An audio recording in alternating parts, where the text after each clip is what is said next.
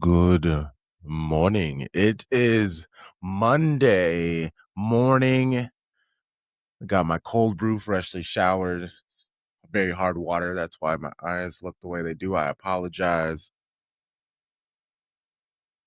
Fully caffeinated cold brew, ready to go. Oh, that's so good. That's so good. We're here to listen to some post-match, pre-match, Enzo Maresca, answering questions from the media. I am excited because City win in an amazing fashion. Can't wait to talk about it later with the Show Bros episode out later tonight for Patreon, out Wednesday for everybody else. If you're watching on YouTube, speaking of, if you're watching on YouTube, subscribe if this is your first time here. Welcome. Hi. Hello. Please like the video, leave a comment of your thoughts. Like, yes, it's a video. We love looking at the comments left. We like replying to them. This is an open conversation always, even if it is pre-recorded. And all the people listening, please rate the podcast 5 stars. Leave a review. Subscribe if this is your first time here. Hit that button so whenever we have a new episode drop, you know it pops right up on your podcasting app. We have our match preview with Rich and Ponza of Eagle Eyed Football to talk about Man City versus Crystal Palace. We do 2 podcast episodes a week now, so you have that. Fantastic. Just plenty of content coming from us. But let's get into it. Let's not waste any more time. Here's the first of the 2 pre-match interviews, the regular, and then so the way that this works, if this is your first time here, we will watch, listen, uh, react to his questions, his answers. Sometimes I'll pause. Sometimes I'll just try to talk over. We'll see. Enzo, well, here we are on the eve of a new Premier League season. What's your mood now? Is it excitement? Is it looking forward to taking this group onto... And if people aren't familiar, on the last episode we did, it was from a side angle, one of his interviews, and you could see that he had like the fuzz on his head a little bit on the back, and his neck, the neck hair was flowing. It does look like he cleaned himself up a little bit. I see a little bit of shine on the top of his head. That's exciting. That is exciting. I appreciate you, Maresca, because I will not relent. The next stage, how do you view the season to come? Very excited, as you said, very excited to start this new chapter, this new journey. The target is to carry on in the same way of the last 10, 15 years. So very also happy to finally to play our first game at home. So yeah, excited. Play our first game at home. Game against Bournemouth. What's the team news going into this weekend? At the moment, the only one is Jeremy Doku. And then Mateus is back. Jeremy and the rest, they are all okay. And on Bournemouth, obviously, they've had some change this summer, a new manager, presumably a new style of play. How do you approach this? How do you prepare for them? Yeah, I watched the game. The preseason game. I also watched some games from last season where he was in another club. And you can see clearly, the identity, very aggressive team. They were already very aggressive with Adoni, and now they are still aggressive. So it's quite clear what they do on the ball and off the ball. So this is the interesting thing. This is what I like about watching the pre-match conversations before or after the game has happened. He talks about how aggressive the team will play, and I'm sure he meant in the style of play, how quickly they try to move the ball up the pitch. But we saw Bournemouth play very aggressive, very physical, like just flying into tackles. Any chance they could, they are grabbing and pulling you down to the ground. Under Areola, they fought for every ball, but I don't know. There seemed to be a little like, some could argue first match of the season, a chip on your shoulder, etc. I don't know. I was ready to fight. It felt I don't want to say lower league, but some of the actions were of a team that were playing like they needed every chance they could, every scrap they could win to keep themselves from relegation. Like, I don't know, just the way that they're playing was more like relegation squad. And after seeing Bournemouth ascend as they have over the last couple of seasons, I'm it's in just one match. So this is a wild sweeping statement. But if Bournemouth continues like that, I think they're going to get more like swept under through the emotions, because they would play with passion, but that intensity would be through every duel, every time, just the way that they would take people on with the ball, the aerial duels, the 50-50 duels, like they were fighting for it. And a lot of the stuff, they were late to balls, still going in with the intensity. It was very, very, very frustrating to see from Bournemouth, because they are one of the teams that I root for. I love the mid-table teams. Anyone who come in there and make things difficult for Arsenal and Liverpool, Chelsea, United, obviously not City, I'm here for. Now I worry about that for them, like truly. Hi, Enzo. So Rodri has now left the club, and I'm sure that the club are going to miss him a lot. But I know you said you would have liked him to stay, but it seemed he'd made his mind up. But was there ever any realistic chance of him staying? Did you try to persuade him to stay? It's quite clear when players they want to leave, and then it's difficult for any reason they want to leave. Then it's complicated to convince them to stay or to change their thoughts. So it happened with Rodri. The same thing is happening with Savinho. Since day one, he asked me that he wants to leave. So now we are waiting, but it's complicated. When the player they are thinking that they need a new challenge or they want to change because they want probably back to Spain or they want to play more minutes for different reasons. So it's become complicated then to convince them to stay. Okay, you mentioned Savinho there, but Reinders has also gone. There's talking Nico Gonzalez, possibly Omar Marmoush. Why are so many players leaving at the moment? Are you happy about this? Yeah, probably. Unless Rodri, the rest, they have all in common one thing, that they didn't play a lot. So at the end, we said many times, we just finish a session and they all work every day because at the end they want to play. And when they don't play, probably they want to, they prefer to leave. So the ones that you mentioned, probably unless Rodri, the rest, they are all players that for different reasons, they didn't play a lot. Okay, maybe it's just because it's the cold brews coursing through my veins. I don't entirely understand that. Like, yes, players, when they don't play, they get frustrated. They want to leave. But this is Maresca now. What Maresca wants out of players is completely different than what Pep wants out of the players. And a lot of these players at the club fit a Maresca system. They want to take on people. They want to dribble. They want to be aggressive. They're tidy. They're technical. You don't get to Manchester City without that. But for all of them to be like, I got no minutes last season, I want out of here, without, like, is Maresca also saying I can't guarantee you minute? Like, that's the thing. Like, what is it in his part? He's saying I'm trying to convince them, but like, are you though? I don't know. I don't know how hard he is fighting for these people, but I do know it's always been City's thing. Like, if you want to leave, you can leave as long as you find value, the proper evaluation of your fee. You can go to whatever club you want. I don't know. It just, like, you ain't fighting for any of these people. I don't know. It's just like, it's all being put on the players.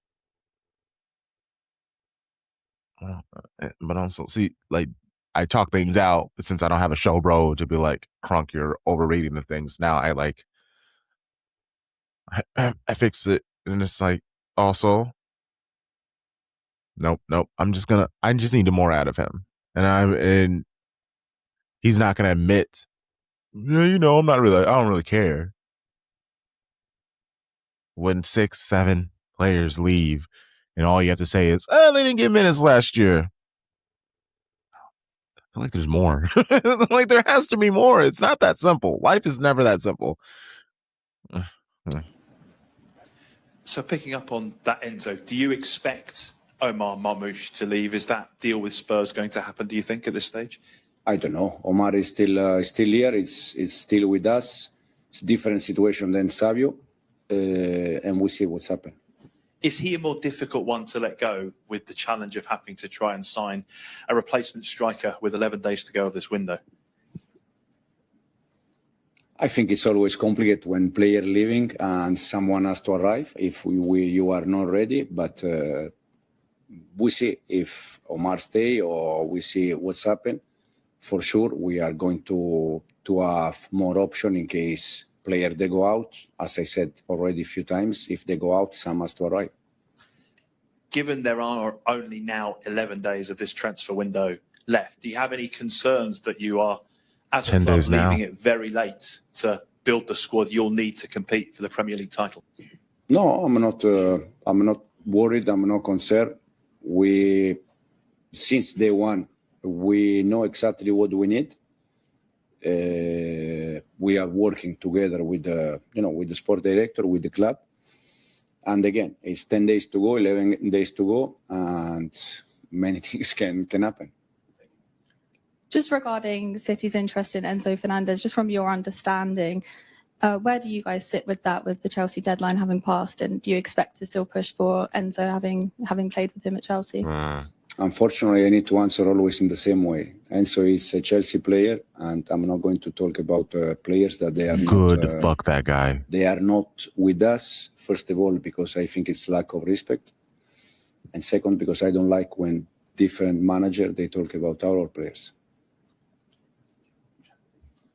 Hi, Enzo. Considering the result against Arsenal last weekend, number of changes in the squad, new manager as well, is time and patience? I think you'll get that. Say again, sorry. Is time and patience going to be key? It's clear that there are change, manager, players, but we are a club that we cannot wait for time to compete. So we need to compete since day one. Since day one. Again, Arsenal game, we wanted to win. We didn't win after analyzing the game for different reasons. Now the focus has to be just about Bournemouth, Premier League, and all the games that we have had. How important is it for people to stay calm, not just yourself, players and fans as well? Very important. For sure, it's very important because we know that when we win games, fans are happy, but I'm happy when we win game. When we don't win, everyone is upset. You sleep less, many things when you don't win games. That's why it's important also to win games because we all are more happy, but no doubt that we are going to win games. And as you've mentioned, there's been a few exits so far, might be a few more going out. What's the minimum number you'd like to bring in before the end of the transfer window? We don't have minimum number or maximum number. He always has such a soft voice. As I said after the last game, in case you win games or you lose game, we are not going to change our perspective or our idea how many players we need.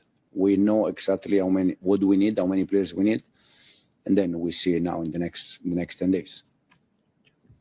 Enzo, you've had Phil Foden with you throughout since you arrived.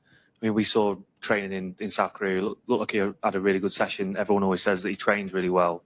Thomas Tuchel said it in March that he's a brilliant trainer, but hasn't been able to sort of replicate that on the pitch recently. How do you go about translating those performances behind closed doors to a Saturday? I think Phil, for me personally, had a good game against also in the last game. So you can see that he's sharp, he's good. And since day one, he looks very, very good. People that they are inside the building, they are saying to me that compared to Phil in the last year or in the last 2 years, is completely different player in terms of mood, in terms of what is shown during the session. Okay. And this is what we want. Phil is from the academies, from the house. So it's nice also for everyone to see him getting better and better. And just looking at the way you've set up in the friendlies and the Community Shield, would it be fair to say that he's in sort of direct competition with Ryan Cherky for that spot in behind Haaland up front? Is that where you see him sort of playing? They can play together in different positions. They can play together, but for sure they are quite similar. And at the end, I think if you want to build an important team, you need competition inside the team. So it's good that Phil with Ryan, they have a competition, but again, they can play also together in some games. I'm going to just ask a very quick one about, you mentioned Marmoush is different to Savinho, even though Spurs sort of want to sign both of them. What's the reason for them being in different situations? Savio, since day one, asked to leave, and Omar he didn't ask to leave since day one. Not yet. I watched the documentary the other night. I'm sure plenty of people have by now. And one thing that was interesting to me, among many things, was the club's data model that it uses to predict where it's going to be, looks at the squad, its quality compared to the rivals. Taking it away from AI and asking Enzo Maresca, the manager, how healthy is this squad to meet your expectations and your ambitions? I think we have a good squad for sure. And it's not, it's a context. It's not excuse, it's a context that when you made many changes, but not only the manager. How many years Rodri was here, John was here, Ake was here, Bernardo was here. It's a big change, but that means that we are not going to be ready to compete. We need to be ready to compete. I want to compete. And again, I want you to compete too. Because I want to try to win titles and to carry on what this club, this organization, has done for the last 15 years. Okay. Where we are now, it's also a bit complicated because we started 1 month ago. But again, for sure, the intention is to compete as soon as possible. And looking at the profile of recruitment, there's been a lot of talented young players that Man City have looked at, and understandably so, thinking about building things for the future. Is there a desire for you to look at maybe a few more experienced players to replace some of the experience lost? Would that be of benefit? When players are good, I don't mind the age. Also, in my previous experience, we are the youngest squad in the Premier League. But if they are good, they are good. For sure, player with experience, they can give you different things. But again, we have 10 days to go, and hopefully we can do the things that we plan. That statement, you know, if they're good, they're good. Not necessarily focused on age. Ooh, that's interesting to hear now after the team he put out on Sunday against Bournemouth. What was it? The average age, it was like, of the squad, it was like 25 and a half years old, which is like the youngest squad City had put out since like 2009. It was like something insane. I don't hate that. When City went on their giant run, it was the same set of consistent players who were young, stepping into their peak and taking over. Yeah, we had the occasional elder statesman who would hop on and do their thing, but a lot of the players were 24, 25, 26, 27. City look like they're ready to do similar. Now, I can't expect back-to-back titles, let alone 4 in a row under Maresca. But the complete roster refresh, that is something that happened when Pep came to City. I thought the squad was in a better situation than when Pep first came to City, but a refresh was needed. It is understandable. And hindsight is 2020, seeing how the team played. This challenge might be good for the players. You know, change them up, put them in weird positions, have them focus, have them grow their own ability and belief in themselves. So when they go back to their usual position, it's not as stressful. They've added a little bit of more moves, knowledge to their own game, which will make them better in their traditional positions. Yeah, I'm here for it. I like it. I go up and down from Maresca. Obviously, the few days after the Community Shield, I was a little bit down, not necessarily on him, but just on this season as a whole. You always back City to win, but I was like, oh, this might be a grind. But seeing the performance, it was great. And just finally from me, I'm back on, looking baby. back and the footage from the Arsenal game, you could maybe break down little moments of misunderstandings between players, which I think is natural given change and some in new clubs and things like that. How confident are you that that's a quick learning process to minimise little mistakes, but that can lead to goals? Yeah, no. We need to solve it in very quick, because now we start games. We have 2 weeks, entire weeks, but then we're going to start every 3 days. So we need, as soon as possible, solve problems. Again, the Arsenal game for me was for different reason, but it's also normal at the beginning that there is some misunderstanding, because it's most of the part for the players is something new. Enzo, just on the Jeremy Doku, how serious is his injury? How long do you think he'll be out for? Unfortunately, against in the last game, half time, he was complaining about a little bit pain in his calf, and then we didn't. Okay, so yeah, Maresca mentioned how they need to knock everything out because they have a couple of weeks before every 3 days starts with Champions League, with Carabao, with FA Cup, all those things. And yeah, the first match day is for Champions League, September 8th through 10th. Yeah, literally 2 weeks. They have 2 weeks of one game a week. Figure out everything that they need to work on, because once it's every 3 days, we know how Pep talked about it. There's not much training happening because you need to rest and recover. That'll be a really big test. So how quickly can Maresca install his vision to the players? The idea with him was to play in any case 45 minutes. So for him was the plan, the change was planned. And at the moment it looks like 2-3 weeks, no more than that. And just in terms of yourself, you've got history with Manchester City. You left your last spell in 3 years ago. Just wondering, you've been here a few weeks now. What changes have you noticed since you came back to the squad? 90% of the squad is not the squad of 3 years ago. I think there are 3-4 players. And then people inside the building, they are still the same. Most of the people inside the building, they were with me when I was here previously with DDS. So inside the building, it's quite family. The squad is it's 90% different.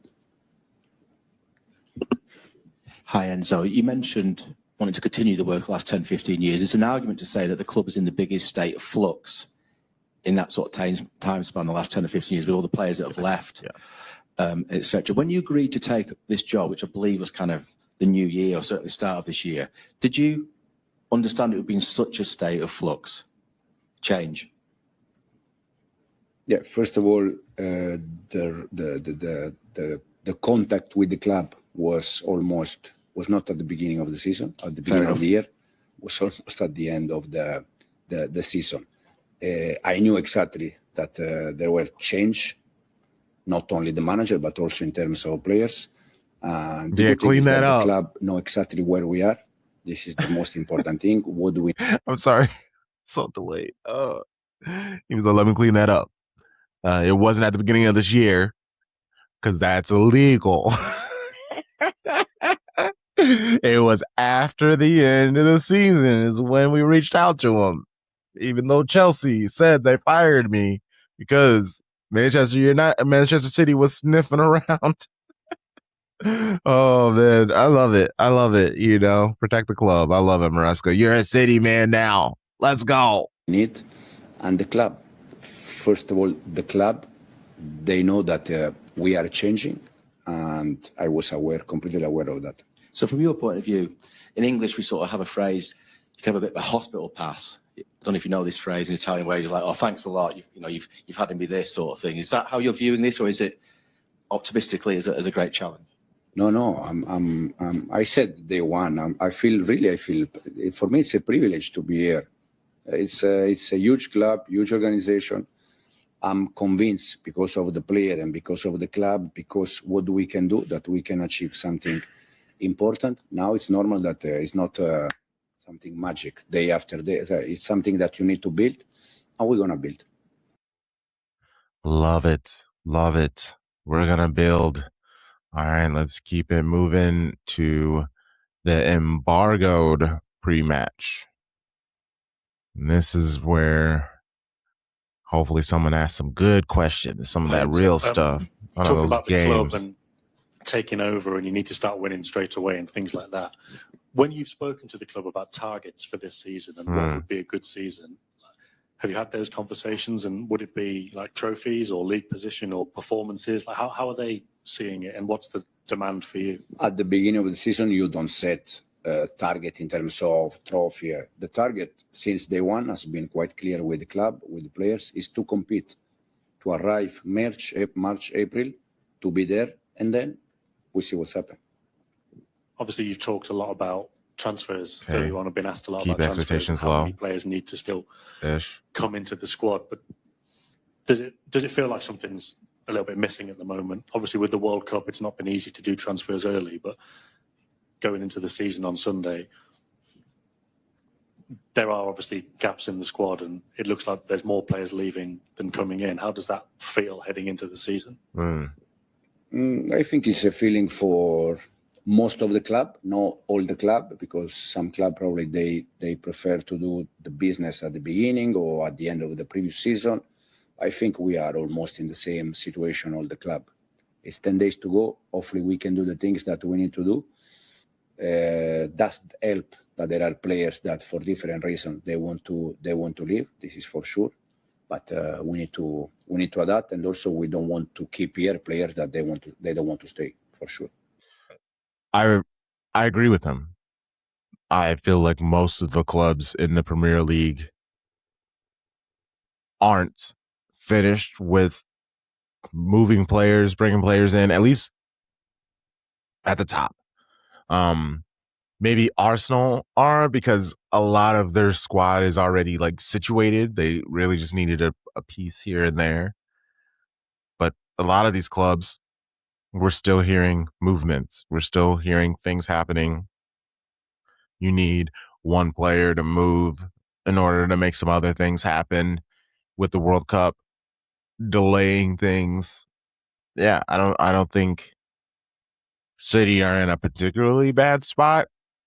They are being forced to be patient because, it's Man City. Like a player who might be quoted 60 million for Brighton, once City reach out to him, it's 85 million. And that is one of those things where you have to be patient and talk with them and see how badly they want to get rid of that player. And if they don't back down from that price, then all right, who do we have in second and third? And is paying less for this player worth it? Do we believe their ability can get this first, who our first priority is, without spending that money? There are a lot of questions that need to be happening. Would love to be a fly on the wall with these conversations between like Maresca and Viana. I would love it. Love it. Just publicly over the last week, with a lot of players going out and not so much coming in, I think supporters are a bit concerned that, I don't know, maybe you're running out of time. But how comfortable do you feel? Because you will know more than us. How comfortable do you feel that things are actually on track, and in 10 days' time, it's not going to look as alarming as it does now? Fair question. I think, again, I think it's a similar situation for all the club, all the fans, because you are waiting to do things. And probably the normal thing in window transfer is that you have to wait the last week, because all the club, they try to keep players until the last week and then sell with the more money. It's normal. It's normal. So I'm not, I'm not worried about that. And when the window transfer close and we have all the squad here, for sure it will be different. I like it. Trying to talk fans down, Enzo, relax. Obviously, as a manager, moves are going to happen. Your job is a lot about solving problems. But when you lose a player like Rodri, who's arguably the best in the world in his position, how we solve the problem? How do you solve that problem? Hey. I mean, is it one player? Is it two players? Or does it give you an extra kind of challenge? I'll try to find a new Rodri. It's where it is. Hey, talk Rodri, heavy. when he arrived here, he didn't win the Ballon d'Or. He didn't win the Champions League. He didn't win the Club World Cup. Then joined the club, and then after, he achieved many important things. So now the target for us is try to find the new Rodri. I think when I was thinking last night when David Silva was here, everyone was worried. Kevin arrived. When Aguero was here, everyone was worried. Erling arrived. Talk heavy. Fernandinho, Rodri arrived. It's just about this. Let's go. When they leave, you need to be good in recruit the next one. But they are all similar. David, Kevin, Fernandinho, Rodri, Aguero, Erling. There is one more that now I forgot. But last night I was thinking about that. It's just, it's normal. It's a change. It's a change. It's not a problem. It's just go again and try to. Nah. The addition that I was thinking about this stuff last night, bro. He was reeling, trying to figure out what he's gonna do with this lineup, and he's like, "Bro, Rodri, why?" Now I think about it, the Silva, KB joined, lost company, and came Stones. Maybe that was another person to think about. Oh, we lost Aguero. Holland came in. We'll be good. We'll be good. Yeah, we'll be good. I wonder if he likes red wine like Pep. I want to know, what is his drink of choice? Does he drink? Like these are the things that I want to know. Like, is he just relaxing, drinking a little red wine, watching some footage? Oh, fun. To do the right things. As a manager, is it your policy that if a player, no matter how good, decides that he wants to leave, you can't stand in his way? He can go. Absolutely. Because if he is not happy, he's not going to perform. That's gangster. How good decides that he wants to leave, you can't stand in his way? He can go. Absolutely. Because if he is not happy, he's not going to perform in the right way. Fucking Maresca.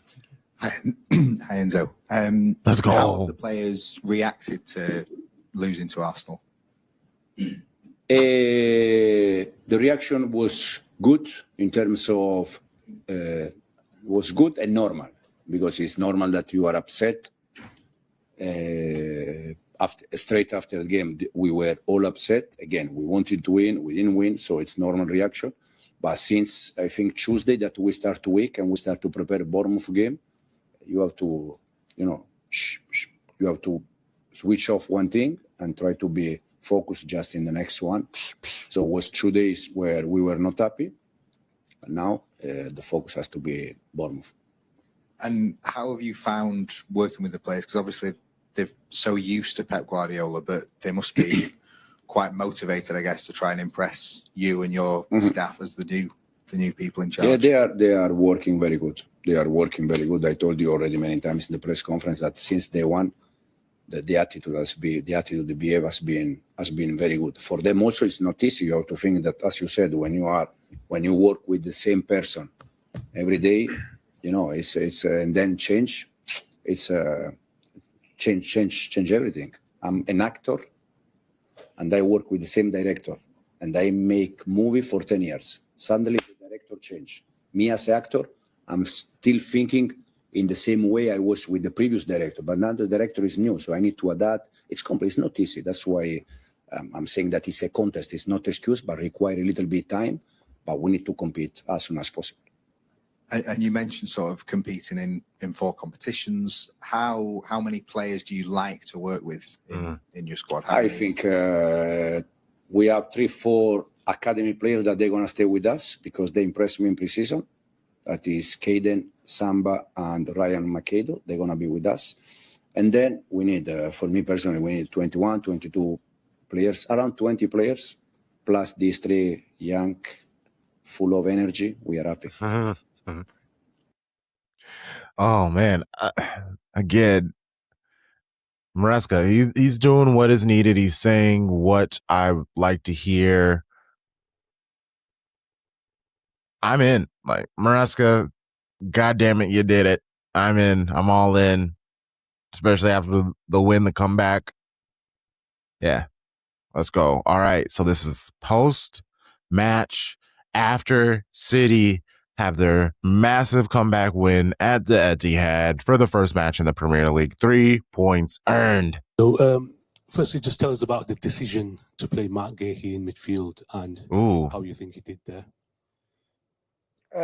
It's just, in this moment, it's just, for me, matter of to find solution, to see different things. I know Mark from Palace, and I always thought that he could be a good midfielder. So sometimes you visualize things you need to try. We tried the first 2 days of the week after Arsenal game as a central defender step in. And then the last 2 days we try him as a proper midfielder, just stay there. And overall, I think was good performance from him. And the good thing is that now he give us solution also for the future. Looks like Ayoub Bouadi is coming in from Lille. Firstly, what do you think he'll bring to the side, and how pleased are you to sort of agree that deal? To be honest, I didn't see no one from the club. So after the press conference, I will see them. So please wait, because I don't know if there are any update at the moment. He's like, so technically it's fake news. It's fake news. I don't want to confirm it yet. And so you must have been pleased with the spirit to score 2 goals in the last 6 minutes when it looked as though Bournemouth were going to go away with all 3 points. Yeah, the spirit was fantastic. I think it's a game that we deserve to win. It's a game that probably you don't need to wait the last 5 minutes to win the game. It's a game that you deserve to win early for the chance, for the amount of chances we had. Before they score, we had 3-4 clear chances. We miss. The players, they made it a little dramatic. And they should have scored earlier, but they didn't. We're here now. I suppose it's good. We got the win, though. That's hilarious. He's like, maybe not do it so late, but we got there. That's hilarious. This is football. When you miss and they score, become more complicated. Second half, they didn't. Probably they had the first shot on goal minutes 80. So I think we deserve to win the game. Ciao, Enzo. When you look back at where you were 1 week ago and where you are now, what do you think is the thing that the team has interiorized the most? To be honest, I feel in the same position we were after Arsenal. I know that most of the time, it's normal that you judge because of the results, but I don't see big difference from 1 week ago and today. Unfortunately, this is a work in progress. That's why I'm looking for new solution, Mark game midfielder, different things. So now we need solution. We need to prepare the teams for one season. But again, for sure, when you win games, help the environment, help for the fans, help the team, everyone. We are all more happy today than 1 week ago. Maybe another similar thing. Okay, so he doesn't see much difference in the play, which is fair. City didn't look terrible against Arsenal. Arsenal just looked more prepared. They look like a team of players who have returned to the club from the previous season and knew what to do and what the expectations are. There were definitely tweaks in the way the Arsenal were playing.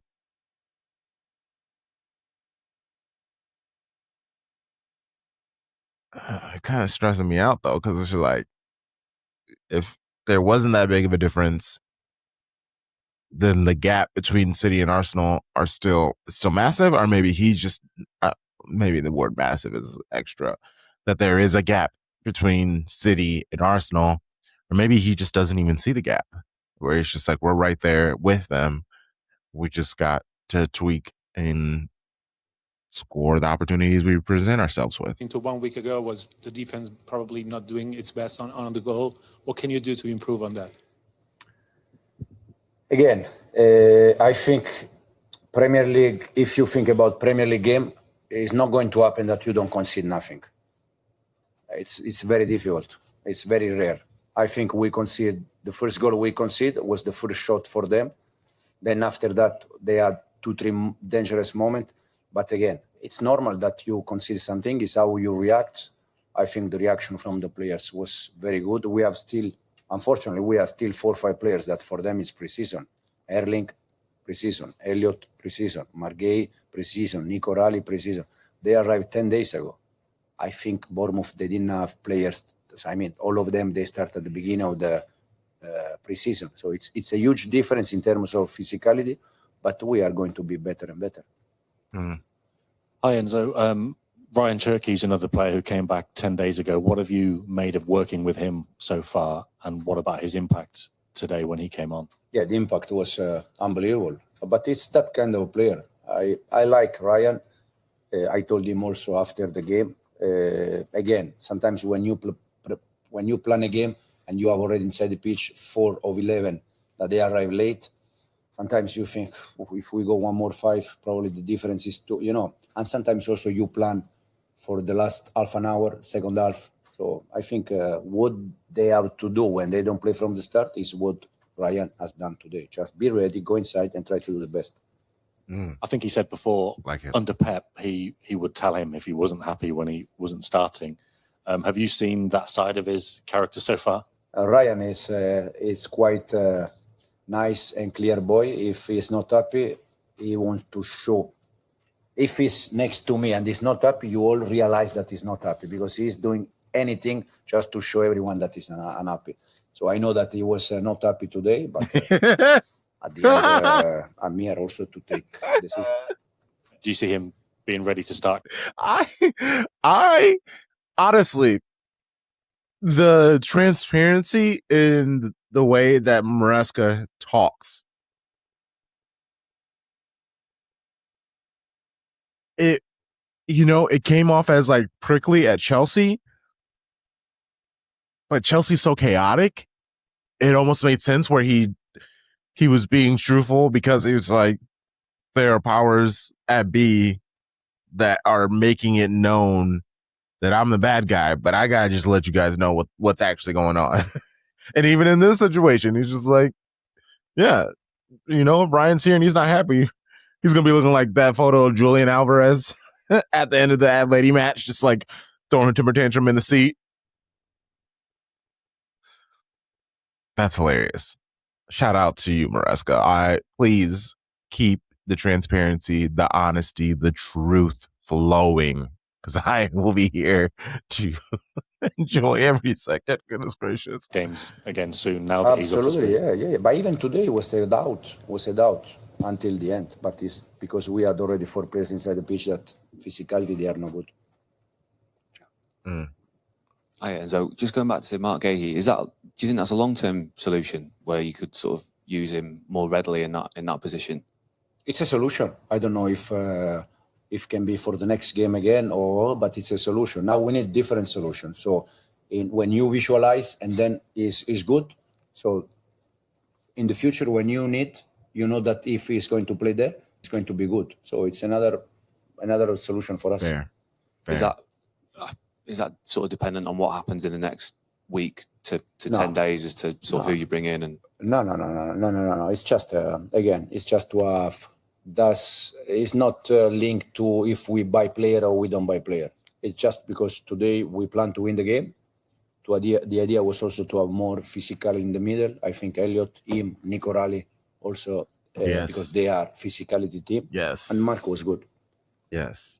Okay, cool. Enzo, can I just ask about your own feelings today? Obviously, you've been in the stadium many times before. Today, you walked out. There was a big banner with your face on it. You got to celebrate a late win as a City manager. How do you sum up your own feelings and the occasion for you today? It's the perfect day, to be honest. The perfect day. I was very pleased when the game started to watch the ban in the other side. I was pleased at the end because we give them also the joy of the 3 points to win the game. So it was, I have to say that it was quite emotional and it was the perfect day. Hi, Enzo. Jack Grealish came on for the final sort of 10 minutes or so. How do you sort of see him moving forward? Do you expect him to be a part of your plans past September? Jack, again, until the day is here, it's my duty to try to coach Jack. Look, okay, so let's go back a little bit. Final sort of 10 was the perfect day. Watch his eyes. Hi, Enzo. Jack Grealish came on for the final sort of 10 minutes or so. How do you sort of see him moving forward? Do you expect him to be a part of your He's literally plans just like September? energy drained out of him. He's Until the day is here, it's my duty to try to coach Jack and to try to get the best from him. And then it's one more week to go. We see what's happened, not only with Jack, with the more players. Yeah, does the same apply to Nico Gonzalez and Omar Marmoush, obviously in the squad, but not used? Yeah, we had also more players on the bench. I think the other one that he didn't play was Ryan Ainuri, and then one more, I don't remember which one. But yeah, sometimes they are not going to leave because they didn't play today. It's we see. And you mentioned it's sort of a work in progress at the moment. Are you still sort of figuring out your best 11, given players have come back late, the window's still open, and you've sort of utilised Mark Gay in midfield today, Rico Lewis has played at right back, Nico Rowley played further forward. Is it still a work in progress in your mind as well in terms of the 11? Yeah, I don't have day by day. I can see more clear, but at the moment I don't have yet an ideal 11 players. Yes. Last one with Paul. Enzo, you were talking on Friday about finding a new Rodri. Elliot obviously got that kind of role. Maybe, yeah. In terms of like Elliot Anderson, his debut here today, were you happy with how he performed? He seemed to have a lot of authority to his. Yeah, he was very good. I think Elliot was very good.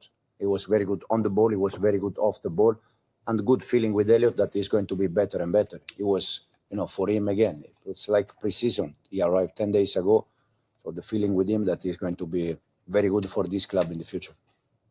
Thank you, everyone. Have a good evening. Okay. I am a little worried. I don't think I've seen anything about Elliot Anderson yet, and because he went off with an injury. I don't assume it was serious, but you can definitely tell he was a little uncomfortable. So let's hope everything is good with him.